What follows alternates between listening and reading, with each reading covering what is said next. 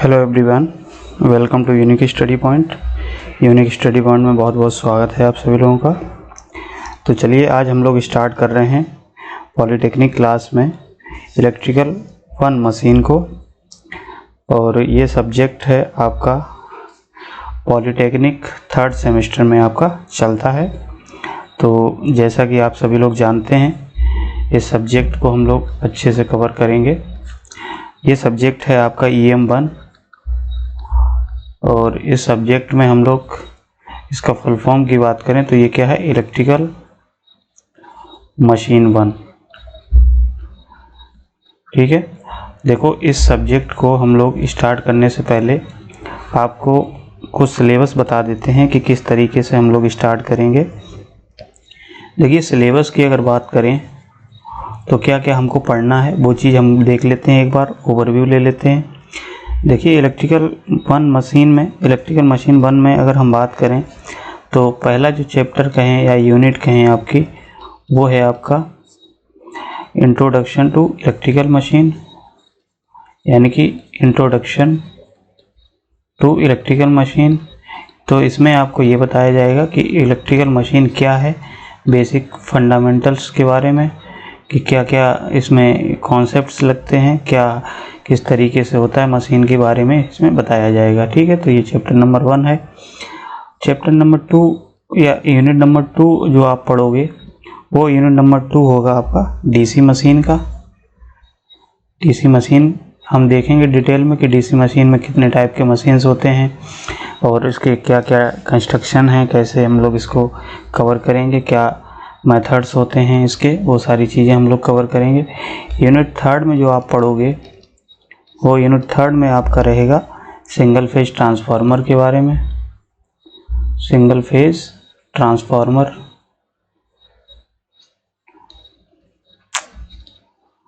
और फोर्थ जो चैप्टर होगा या फोर्थ मान लेते हैं यूनिट जो है हमारी, वो रहेगी 3 फेज ट्रांसफार्मर, 3 फेज ट्रांसफार्मर। तो इतना आपका सिलेबस है। इस सिलेबस में हम लोग बेसिक लेवल से कवर करेंगे और आपका जो है हिंदी इंग्लिश दोनों में रहेगा। तो चलिए इस सब्जेक्ट को स्टार्ट करते हैं, देखते हैं किस तरीके से सॉल्व क्वेश्चन को हम लोग टैकल करेंगे और कैसे थ्योरी को कवर करेंगे। तो बात करते हैं इलेक्ट्रिकल मशीन में, इलेक्ट्रिकल मशीन की। तो सबसे पहले बेसिक समझते हैं कि इलेक्ट्रिकल मशीन है क्या, इस सब्जेक्ट के बारे में समझते हैं।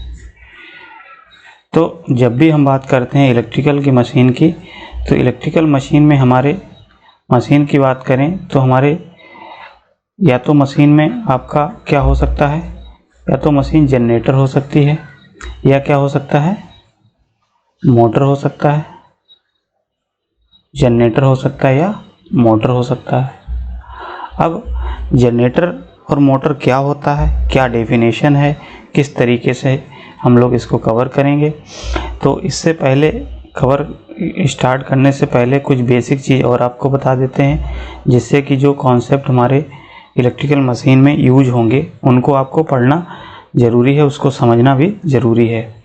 जैसे अगर बात करें इलेक्ट्रिकल मशीन में, तो इलेक्ट्रिकल की जो बेसिक क्वांटिटी होती हैं उनके बारे में आपको नॉलेज होना चाहिए। इलेक्ट्रिकल क्वांटिटी या इलेक्ट्रिकल क्वांटिटी कहें, या जो विद्युत की राशियां हैं, क्या हैं, विद्युत की राशियां मान लो, तो इनके बारे में हम लोग देखते हैं। जैसे आप लोग जानते हैं, जैसे सभी लोग जानते हैं कि वोल्टेज, जब भी इलेक्ट्रिकल की बात होती है तो आपके दिमाग में सबसे पहले क्या आता है, वोल्टेज आता है, करंट आता है, और क्या आता है, पावर आती है, एनर्जी होता है, फ्रीक्वेंसी हो गया। तो ये सारी क्वांटिटीज़ होती हैं जो इलेक्ट्रिकल क्वांटिटी कहलाती हैं। इलेक्ट्रिकल कहें या हम कहें विद्युत राशियाँ जो होती हैं, इनके बारे में समझ लेते हैं थोड़ा सा, क्योंकि आप बेसिक पढ़ के आए हो फर्स्ट ईयर में। तो वोल्टेज की अगर बात करें तो वोल्टेज क्या होता है, वोल्टेज एक्चुअली में हमारा क्या है, एक इलेक्ट्रिकल फोर्स है, इलेक्ट्रोमोटिव जिसको हम बोलते हैं EMF। तो इलेक्ट्रिकल एक फोर्स है जो क्या करता है, करंट को फोर्स करता है, करंट को मूव कराने के लिए। ठीक है, करंट को ले जाने के लिए एक फोर्स का काम जो करता है वो हमारा वोल्टेज कहलाता है। जैसे अगर फॉर्मूला वाइज देखें तो वोल्टेज क्या है, तो वोल्टेज हम लिख सकते हैं W=P/W/Q, यानी कि पर यूनिट चार्ज के द्वारा जितना हमारा वर्क डन होता है या किया गया कार्य पर यूनिट चार्ज या पर यूनिट आवेश के द्वारा जो किया गया वर्क होता है वो हमारा क्या कहलाता है, वोल्टेज कहलाता है। इसी तरीके से अगर करंट की बात करें तो करंट क्या होता है, आप सभी लोग जानते भी होंगे। तो करंट होता है रेट ऑफ चेंज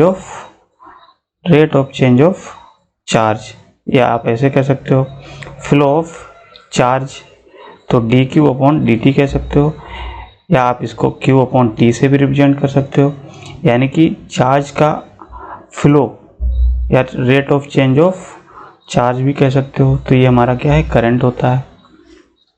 ऐसे ही बात करें पावर की, तो पावर क्या है, तो पावर की बात करें तो हम लोग इसे P से रिप्रेजेंट करते हैं। पावर होता है W/T, यानी कि वर्क डन, कार्य करने की जो दर होती है वो हमारा क्या कहलाता है, पावर कहलाता है। यानी कि rate of change of work done कह सकते हो, जिस रेट से रेट ऑफ वर्क डन कह सकते हो, जिस रेट से हमारा जो वर्क डन हो रहा है वो पावर कहलाएगा। इसी तरीके से बात करते हैं एनर्जी की, तो एनर्जी हम जानते हैं क्या होता है।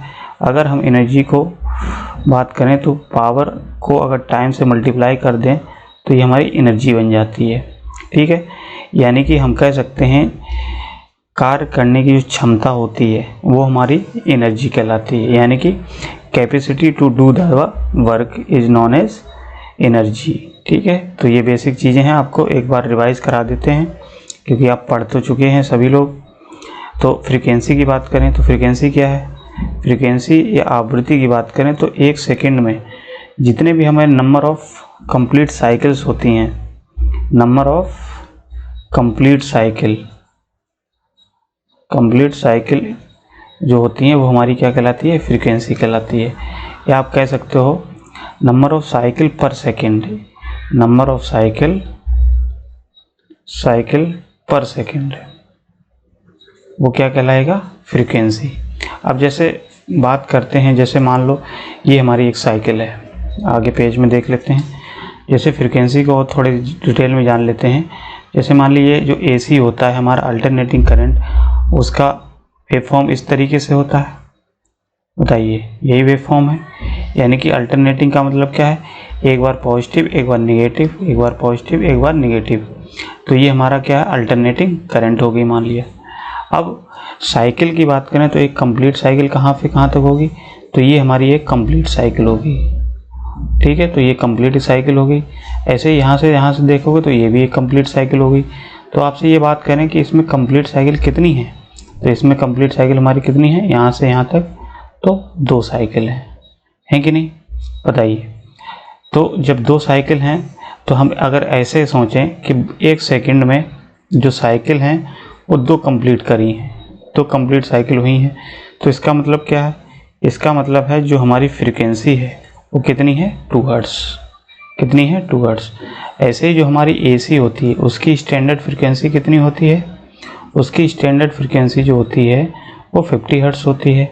अब 50 हर्ट्ज़ का मतलब समझिए, 50 हर्ट्ज़ का मतलब ये होता है कि हमारी जो AC होती है, अल्टरनेटिंग करंट्स होती है, ये एक सेकेंड में, यानी कि एक सेकेंड में कितनी साइकिल कंप्लीट कर रहा होगा, ये कंप्लीट कर रहा होगा 50 साइकिल।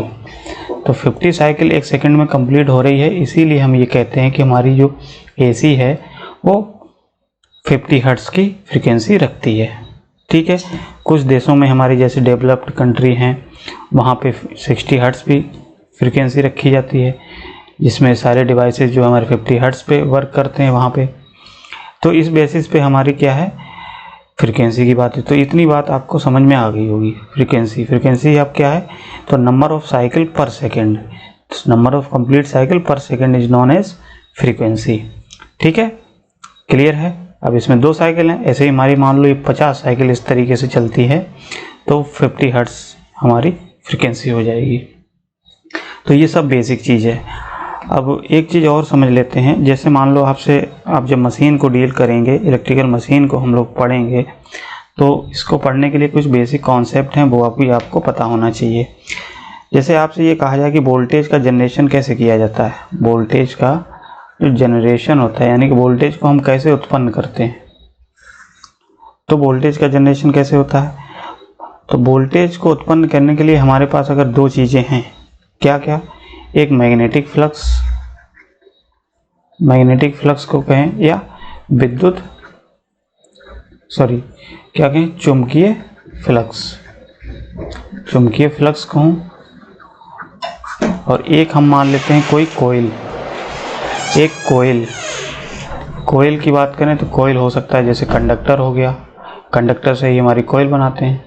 अगर ये दो चीज़ें हमारे पास हैं तो इस केस में हम क्या करें, या तो हम कोयल को चेंज करें या कोयल को हम घुमाएं, या हम क्या करेंगे मैग्नेटिक फ्लक्स को चेंज करें। तो इस केस में हमारा क्या होता है कि फैराडे एक साइंटिस्ट थे, आप सब लोग जानते होंगे, पढ़े भी होंगे, फैराडेज लॉ। तो फैराडे लॉ हमको यही बताता है कि अगर हम फ्लक्स को चेंज करते हैं, क्या है, फ्लक्स को अगर हम चेंज करते हैं तो चेंज करने से हमारा क्या बनेगा, ईएमएफ बन जाएगा, और यही हमारा ईएमएफ क्या कहलाता है, वोल्टेज कहलाता है।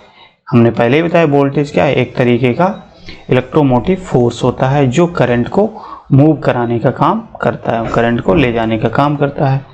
अब हमको पता है कि वोल्टेज को जनरेशन करने के लिए हमको फ्लक्स चेंज करना पड़ेगा, या अब फ्लक्स चेंज हम कैसे कर सकते हैं, तो इसके तीन टाइप हो सकते हैं चेंज करने के। क्या, या तो फ्लक्स चेंज करने के लिए क्या करो, यानी कि मैग्नेटिक फ्लक्स लाइंस को क्या करो, आप चेंज करो, यानी कि इसको मैग्नेटिक फ्लक्स को घुमाओ या रोटेट करो, या हम क्या करें, कंडक्टर को रोटेट करें, कंडक्टर को घुमाएं या रोटेट करें, तब हो सकता है। अब फ्लक्स चेक करने तो रोटेट करेंगे, या हम कह सकते हैं फ्लक्स कंडक्टर को रोटेट करें तो उसके में फ्लक्स चेंज होगा तो वोल्टेज बन जाएगा। ठीक है, तो इस तरीके से हमारा ये फैराडे लॉ कहता है। तो फैराडे लॉ हमारा ईएमएफ कैसे बताता है, -n d∅dt, ये हमारा क्या है, फैराडे का लॉज है। और इसमें n क्या है, नंबर ऑफ टर्न होते हैं, आप सब लोग पढ़ चुके हो, यानी कि टर्न का मतलब होता है कि कोयल कितनी बार, जैसे मान लो कंडक्टर है, कंडक्टर को एक टर्न, दो टर्न, इस तरीके से कोयल के फॉर्म में बनाना ही टर्न कहलाता है। अब ये क्या है, तो ईएमएफ किस पे डिपेंड कर रहा है, ये फ्लक्स पे, फ्लक्स चेंज पे और नंबर ऑफ टर्न पे। ठीक है, तो जितनी नंबर ऑफ टर्न आप कोयल में बनाओगे उतना हमारा वोल्टेज या ईएमएफ ज़्यादा होगा। फ्लक्स जितना तेज या रेट ऑफ चेंज ज़्यादा करोगे तब भी फ्लक्स ज़्यादा, वोल्टेज ज़्यादा बनेगा। तो वोल्टेज का जनरेशन ऐसे होता है, जैसे हमारा जनरेटर होता है, जनरेटर के अंदर क्या होता है, मैग्नेट होती है, और मैग्नेट के अंदर ही हमारा क्या होता है, मैग्नेट इस तरीके फ्लक्स फ्लो होता है, और इसके अंदर हमारा रोटर होता है, रोटर पे ही कंडक्टर्स होते हैं, वो कंडक्टर्स क्या करते हैं, रोटेट करते हैं। जब रोटर रोटेट करता है तो फ्लक्स कट होगा तो वोल्टेज बन जाता है। तो ये बेसिक कॉन्सेप्ट होता है, तो इतना आपको पता होना चाहिए। ठीक है, फैराडे लॉ से ही हमारे सारे कॉन्सेप्ट्स बनते हैं। तो जो भी हमारी इलेक्ट्रिकल मशीन है वो हम कह सकते हैं इलेक्ट्रोमैग्नेटिक इंडक्शन पे वर्क करती है। ठीक है, अब इतना बेसिक आपको समझ में आना चाहिए। अब बात करते हैं डीसी मशीन में, जो पहला चैप्टर है यूनिट 1 में आपने क्या पढ़ना है, आपको मशीन के बारे में इंट्रोडक्शन देखना है, यानी कि इंट्रोडक्शन ऑफ मशीन। तो जब भी हम मशीन की बात करते हैं तो मशीन कोई भी, मान लो इलेक्ट्रिकल मशीन की अगर हम जब भी बात करते हैं तो इलेक्ट्रिकल मशीन में हम दो टाइप की मशीन पढ़ते हैं। क्या, कौन सी, या तो वो जनरेटर हो सकता है, जनरेटर, या क्या होगा, मोटर हो सकता है। ठीक, अब मोटर और जनरेटर होता क्या है, तो ये आपको डेफिनेशन भी बतानी होगी इसकी। डेफिनेशन में क्या है, जैसे जनरेटर की अगर बात करें तो जनरेटर क्या होता है, आपसे पूछा जाए जनरेटर क्या है तो क्या कहोगे, जनरेटर एक ऐसी मशीन है या डिवाइस है जो क्या करती है, मशीन है मान सकते हैं, वो क्या करती है, मैकेनिकल एनर्जी को, यानी कि मैकेनिकल एनर्जी को किस में कन्वर्ट करती है, इलेक्ट्रिकल एनर्जी में कन्वर्ट करती है, इलेक्ट्रिकल एनर्जी में बदलती है, मैकेनिकल एनर्जी को इलेक्ट्रिकल में एनर्जी कन्वर्ट करती है। तो वो हमारी मशीन क्या कहलाएगी, जनरेटर कहलाएगी, ये याद रखना। तो ये किस में कन्वर्ट करती है, इलेक्ट्रिकल एनर्जी में। इसी तरीके से मोटर का काम क्या होता है, मोटर जो होता है वो इलेक्ट्रिकल एनर्जी को मैकेनिकल एनर्जी में अगर बदल देता है, मैकेनिकल एनर्जी, तो वो हमारी मशीन क्या कहलाएगी, मोटर कहलाएगी। जैसे मैकेनिकल एनर्जी की बात करें तो हिंदी में लिख सकते हो यांत्रिक ऊर्जा। यांत्रिक ऊर्जा को किस में बदल दे, विद्युत ऊर्जा में बदल दे। विद्युत ऊर्जा में अगर बदल देता है तो वो मशीन हमारी जनरेटर कहलाएगी। और जो मशीन हमारी क्या है, विद्युत ऊर्जा को उल्टा है, विद्युत ऊर्जा को यांत्रिक ऊर्जा में बदल दे, तो वो हमारी क्या कहलाएगी, मोटर कहलाएगी। बात क्लियर है इतनी?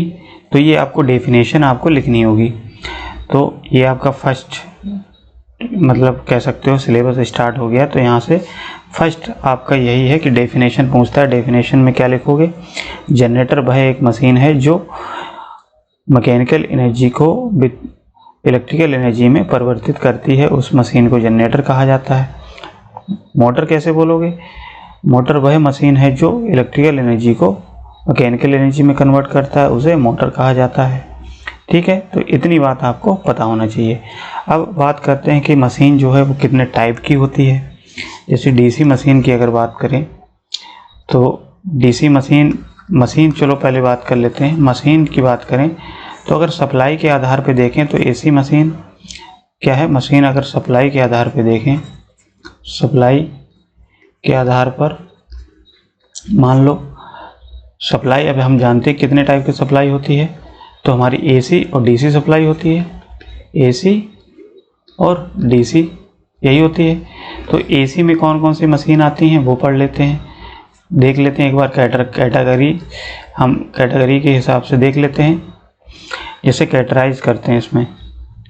एसी मशीन की अगर हम बात करें तो एसी मशीन में क्या है, जैसे आप लोग पढ़ोगे सिंक्रोनस मशीन वगैरह, सिंक्रोनस मशीन, ठीक है। और एसी में आप एक और मशीन पढ़ते हो, क्या इसमें पढ़ते हो, single induction machine.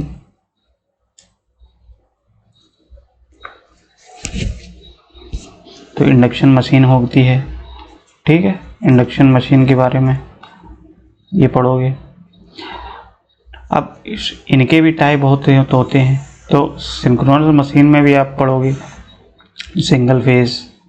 Single phase आता है, 3 फेज आता है, 3 फेज ये पढ़ते हैं।